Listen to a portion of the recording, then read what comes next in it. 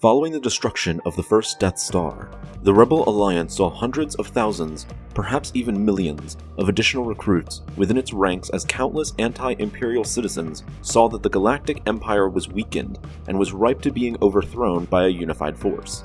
Due to this great victory and vast recruitment the Rebels saw, the Alliance High Command decided to take extreme action in taking the war straight to the Empire. Rather than stage hit-and-run tactics as it previously had done, the Rebels believed they could fight the Empire in a conventional war by taking over and holding industrialized Imperial worlds. This massive campaign was known as the Mid-Rim Offensive, which ended up being the Rebels' most aggressive move against the Empire they sought to ultimately topple.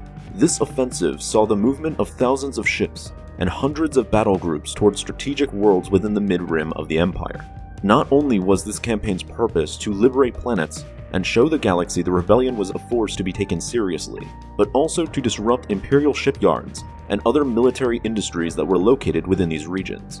The initial offensive saw moderate success, as the Rebels were able to overpower most of the local Imperial forces stationed on these mid-rim worlds.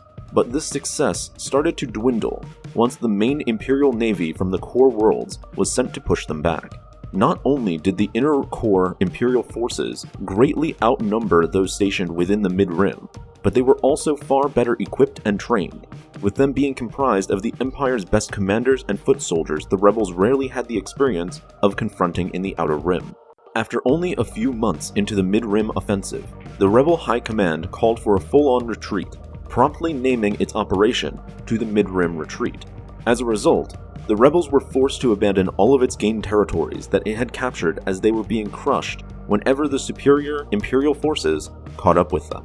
While the Alliance lost thousands of ships, soldiers, and other vital resources during this failed invasion attempt, they were able to regain some of their numbers, as local rebel cells fell back with them, eventually joining their ranks of the Greater Rebellion.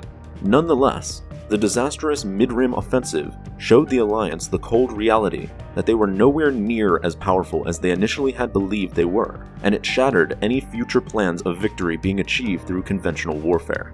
Once the Rebels were fully pushed out of the Mid-Rim, the Empire continued to chase them, even toward the Outer Rim, forcing the Rebels to scatter across the stars and establish new bases on desolate worlds as a means of survival.